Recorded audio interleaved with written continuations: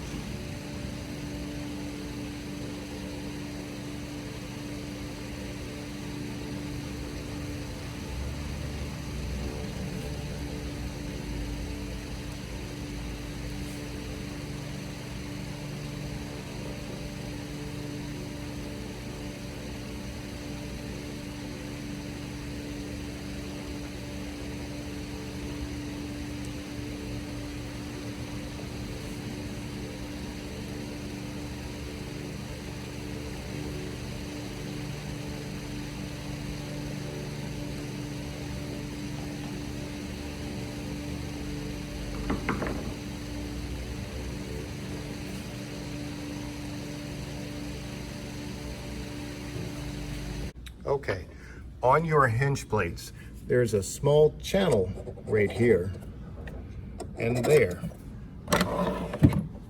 And that is to accept this pin on the back side of the hinges. So what you do is you line it up, push this pin into that channel, and then click it into place, which I'll demonstrate right now. Then we take our gas struts, click it into that elbow, lift the door up a little, and we click in the top one, squeeze it in, and it's done. Doesn't take a lot of force, just a little patience. Line that up, lift the door, squeeze it, and you're all done.